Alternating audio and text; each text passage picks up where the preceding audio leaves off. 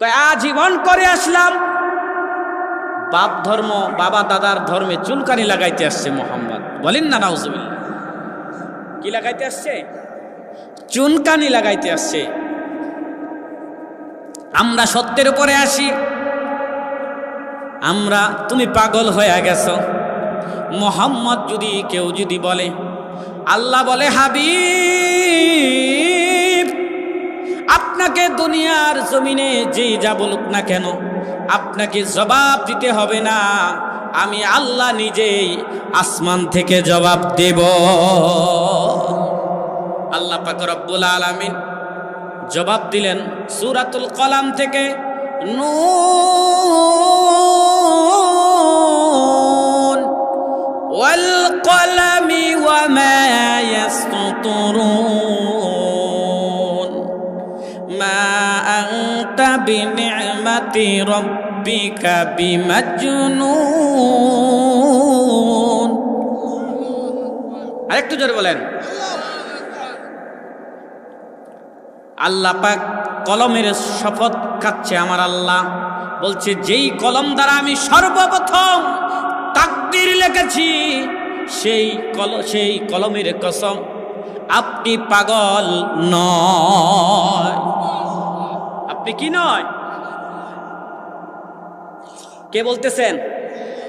আল্লাহ। এই কোরআনে কি সন্দেহ আছে?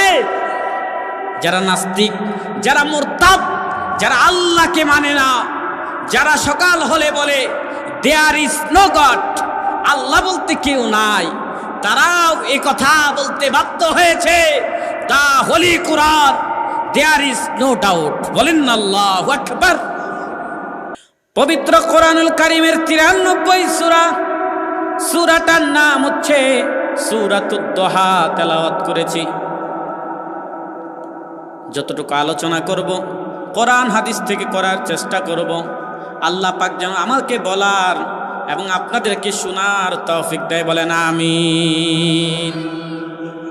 তবে যারা এখনো বাইরে ঘোরাফেরা করছেন, আপনাদেরকে অনুরোধ করব যে বাইরে ঘোরাফেরা করলে কি জান্নাতের বাগানে আসা হবে? ঢুকতে হবে কোথায়? বাগানে ঢুকলে আপনি বাগানের ফল খাইতে পারবেন। যদি বাইরে থেকে আড্ডা দেন, এই যে আসলেন আশাটা বৃথা হয়ে যাবে। আর যদি জান্নাতের বাগানে বসে যান, অনেকের মা বাবা কবরে বসে কান্না করে, ও বাবা জানা একটু যোগী জাবরের মাহফিল হইতেছে, জান্নাতের বাগান সাজিয়েছে, যাও যাও একটু যে আমার জন্য দোয়া করো। তুমি শোনো, শুনে শুনে 2 ফোঁটা চোখের পানি ছেড়ে দিয়ে আমার জন্য দোয়া করো। দোয়া করলে সামনে রমজান মাস আসতেছে, আল্লাহ পাক যেন আমার জিন্দেগির তামাম গুনাহ খাতাগুলি মাফ করে দেয়। আজকে যে কোরআনটা নিয়ে কথা বলবো, কোরআন থেকে, এই কোরআনটা শুধু সাধারণ কোনো কিতাব না, এই কিতাবটা হচ্ছে কমপ্লিট কোড অফ লাইফ, পূর্ণাঙ্গ জীবন ব্যবস্থার নাম হচ্ছে মহা গ্রন্থ আল কোরআন, কোরআনুম মাজিদ। ঠিক কিনা? কত নাম্বার সূরা তেলাওয়াত করেছি? 93 নাম্বার। কয় নাম্বার? সূরাটার নাম হচ্ছে সূরাতুদ দুহা। এর শানে নজুল হচ্ছে, অবতীর্ণের প্রেক্ষাপট আছে। প্রেক্ষাপট হচ্ছে আল্লাহ রাসূল সাল্লাল্লাহু আলাইহি ওয়াসাল্লাম তাফসীর ইবনে কাসির লেখেন যে আল্লাহ রাসূলের কাছে ওহী নাজিল হইতো। কি হইতো? ওহী নাজিল হইতো। এই ওহীটা কয়েকদিনের জন্য, কিছুদিনের জন্য বন্ধ হয়ে যায়, এজন্য কোরআন নাজিল হয় নাই। কেউ বলেছেন যে সূরাটা দোহা আল্লাহ রাসূলের কাছে কাফের মুশরিকেরা প্রশ্ন করেছিল, ইয়া মুহাম্মদ তুমি যদি সত্য নবী হয়ে থাকো বলো তো দেখি। যে রূহ সম্পর্কে প্রশ্ন করতেছিল। কি সম্পর্কে? ইয়াসআলুনাকা আনির রূহ, তারা রূহ সম্পর্কে প্রশ্ন করেছিল, রূহটা কোথার থেকে আসে বলো, রূহটা কি? আল্লাহ রাসূল সাল্লাল্লাহু আলাইহি সাল্লাম বলেছিলেন যে আগামীকাল উত্তর দিব, কিন্তু মুহাম্মদুর রাসূলুল্লাহ আগামীকাল জবাব দিব ইনশাআল্লাহ শব্দটা বলে নাই। এজন্য ওহী নাজিল বন্ধ থাকে, ওহী আল্লাহ রাসূলের উপরে ওহী আসে না। আমার আল্লাহ বুঝাইয়া দিলেন, হাবিব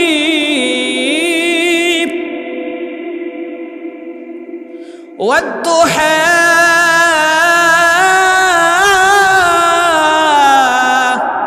ওয়াল্লাইলি ইযা সাজা মা ওয়াদ্দাআকা রাব্বুকা ওয়া মা ক্বালা। আমার আল্লাহ ঘোষণা দিলেন, ও হাবিব শুনেন, ওয়াদ্দুহা, এই দুহা দ্বারা উদ্দেশ্য কি? তিন রকম তাফসীরবিদ লেখেন, তিন রকম মতামত আছেন। তাফসিরে মারিফিল কোরআন খুলে দেখলাম, তিনি সোজা বাংলা ব্যাখ্যা করেছেন, ওয়াদ্দুহা উজ্জ্বল আলোর কসম, ওয়াল্লাইলি ইযা সাজা যে রাতের কসম, গভীর রাতের কসম, মা ওয়াদ্দাআকা রাব্বুকা ওয়া মা ক্বালা। হাবিব আমি আল্লাহ আপনাকে ভুলে যাই নাই, আমি আল্লাহ আপনাকে পরিত্যাগ করি নাই। বলেন না সুবহানাল্লাহ। কেউ বলেছেন ওয়াদ্দুহা, ওয়াদ্দুহা দ্বারা উদ্দেশ্য হচ্ছে রাসূলুল্লাহ সাল্লাল্লাহু আলাইহি ওয়াসাল্লামের নূরানি চেহারা মোবারক। কি আল্লাহ রাসূলের কি? ওয়াদ্দুহা দ্বারা উদ্দেশ্য হচ্ছে রাসূলুল্লাহ সাল্লাল্লাহু আলাইহি ওয়াসাল্লামের চেহারার কসম। ওয়াল্লাইলি দ্বারা উদ্দেশ্য হচ্ছে রাসূলের চুল মোবারকের কসম। বলেন না সুবহানাল্লাহ। শুধু তাই নয়, মক্কার কাফেরেরা আল্লাহ রাসূল এক সময় সমস্ত মক্কার কাফের মুশরিকদেরকে ডাক দিয়া বলে, ও মক্কার কাফেরেরা, মুশরিকেরা শোনো, আমি মুহাম্মদ কি? আমি মুহাম্মদ বলছেন, আপনি হচ্ছেন আল আমিন, আপনি কি? সত্যবাদী নবী বলে, ও কাফেরেরা, আমি যদি মুহাম্মদ বলি যে তোমাদের পিছন থেকে শত্রু বাহিনী আসতেছে তোমাদেরকে আক্রমণ করার জন্য, তোমরা বিশ্বাস করবা কিনা? কা মুহাম্মদ তুমি হইলা আল আমিন, তুমি হইলা বিশ্বাসী। জন্মের শুরু থেকে আজ পর্যন্ত মক্কার জমিনে কোন ব্যক্তি বলতে পারবে না মুহাম্মদ তুমি মিথ্যা বলেছ। তুমি একটা মিথ্যা কথা বলেছো, এটার প্রমাণ কেউ দিতে পারবে না। আপনি নবী যদি বলেন, এটা কোনোদিন কিয়ামতের আগ পর্যন্ত মিথ্যা হতে পারে না। নবী বলেন, মক্কার কাফেরেরা কান লাগাইয়া শোনো,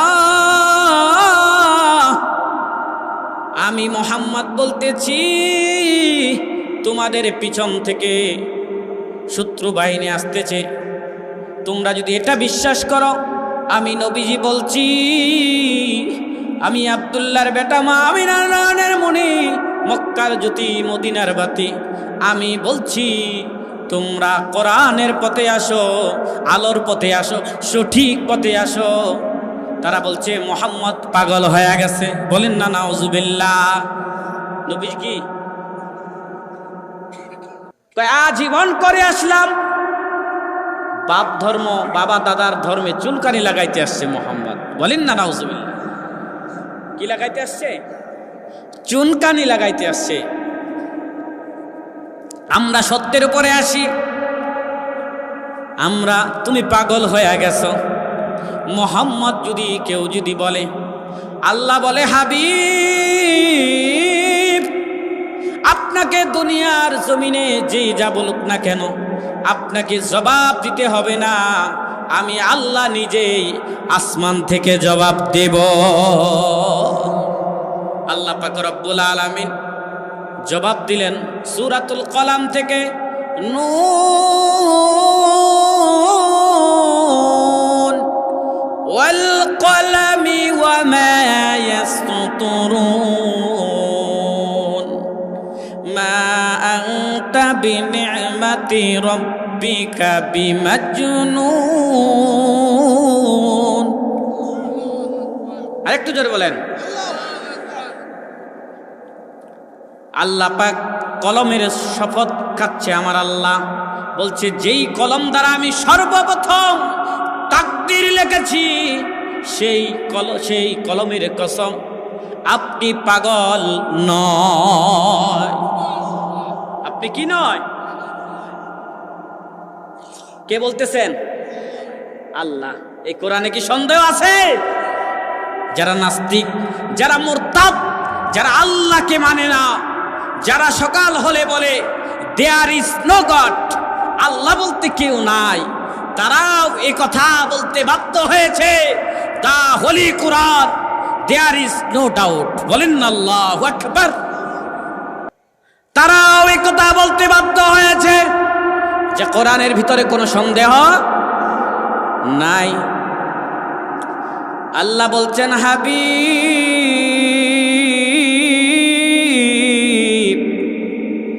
আপনি পাগল নয়, আমি আল্লাহ ঘোষণা দিচ্ছি। শুধু পাগল নয়, আপনি আপনার রবের নিয়ামতে আছেন। ওয়া ইন্নাকা লাআলা খুলুকিন আযীম।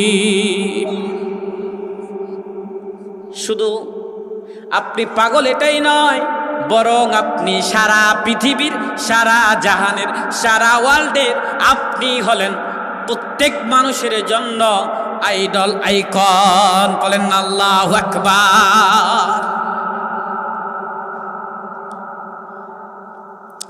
এই নবীর ব্যাপারে আবু লাহাব বলেছেন, তাব্বাত লাকা ইয়া মুহাম্মদ, মুহাম্মদ ধ্বংস হোক। বলেন না নাউজুবিল্লাহ। কে বলতেছে? আবু লাহাব বলতেছেন, তাব্বাত লাকা ইয়া মুহাম্মদ, মুহাম্মদ তুমি ধ্বংস হও। বলেন না নাউজুবিল্লাহ। আমার আল্লাহ বলতেছেন, হাবিব আবু লাহাব বলবে তাব্বাত লাকা ইয়া মুহাম্মদ, আপনার ব্যাপারে বলবে, এটা আমি সহ্য করতে পারি না। আমি বলে দিলাম তাব্বাত, তাব্বাত লাহা আবি লাহাবিন ওয়া তাব্ব। বলেন না সুবহানাল্লাহ। বলছেন, হাবিব তারা বলে আপনি ধ্বংস হবেন, আপনার হাত ধ্বংস হোক। আমি বলে দিলাম আল্লাহ আবু লাহাবের হাতগুলো ধ্বংস হোক। বলেন না সুবহানাল্লাহ। কথা বলে কার বিরুদ্ধে? নবীর ব্যাপারে। আর নবীর বিরুদ্ধে যদি কথা বলে সেটা আমার আল্লাহ সহ্য করে। আর সেই শুরু লগ্ন থেকে শুরু করে সহ্য করে নাই, এখন পর্যন্ত কেউ যদি নবীর বিরুদ্ধাচরণ করে, নবীর ব্যাপারে, নবীর সাহাবায়ে কেরামের ব্যাপারে যদি কেউ সমালোচনা করে, আমার আল্লাহ এখনো ছাড় দেবে? দিবে নাকি?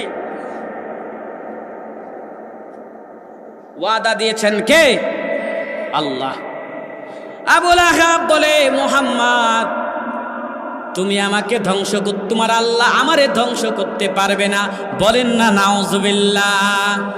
কয় আমি হইলাম, আমি আবু লাহাব, আমার লক্ষ লক্ষ টাকার আমি মালিক, আমার ধন সম্পদের মালিক, আমার নেতা খেতার গুন্ডা মাস্তানের অভাব নাই।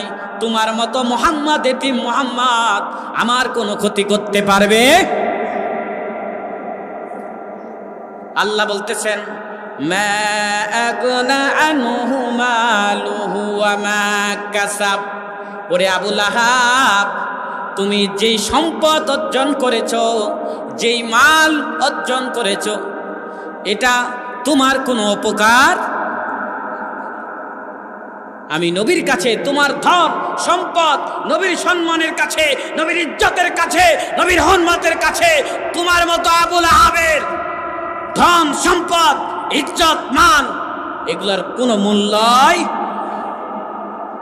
আর আমি আল্লাহর কাছে তো আর আগেও নাই।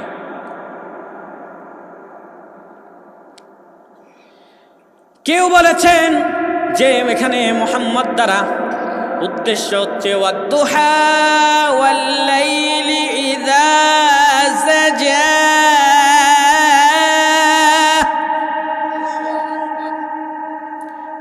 এখানে ওয়াদ্দুহা বলতে বুঝিয়েছেন যে মুহাম্মদ সাল্লাল্লাহু আলাইহি ওয়াসাল্লামকে বোঝানো হয়েছে যে ওয়াল্লাইলি ওয়াদ্দুহা, দুহার কসম, উজ্জ্বল আলোর কসম, ওয়াল্লাইলি ইযা সাজা, যখন রাত গভীর হয় তার কসম। এর দ্বারা আমার আল্লাহ বুঝিয়েছেন হাবিব মা ওয়াদ্দাআকা রাব্বুকা ওয়া মা ক্বালা,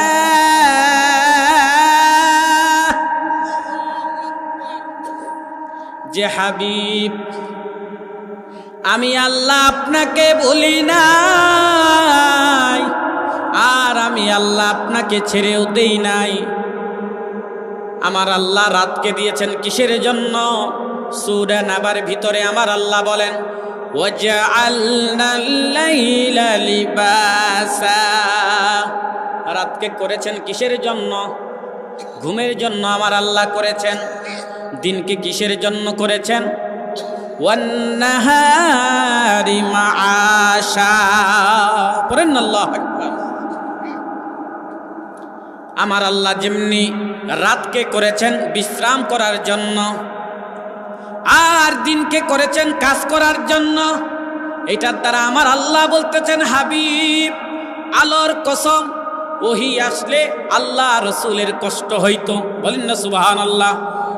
মা আয়েশা বলেন, আয়েশা রাদিয়াল্লাহু তাআলা আনহা বলেন, আমি দেখতাম যখন শীতকালে আল্লাহ রসুলের উপরে ওহী নাজিল হইতো, শীতকালে আল্লাহ রসুলের কপাল থেকে ঘাম ঝরত। বলেন না সুবহানাল্লাহ। কি করত? শরীর থেকে। সাহাবা বলেন যখন উঠে থাকা অবস্থায় আল্লাহ রসুলের পরে ওহী নাজিল হইত, উটটা মরুভূমির ভিতরে পাগুলো ডেবে যাইত।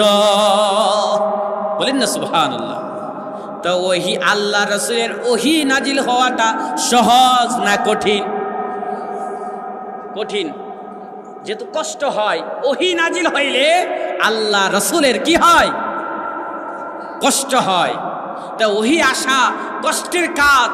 যেমনি শুধুমাত্র শীত থাকলে ভালো লাগে, আর গরম থাকলেও কি লাগে না, ভালো, বেশি ভালো লাগে।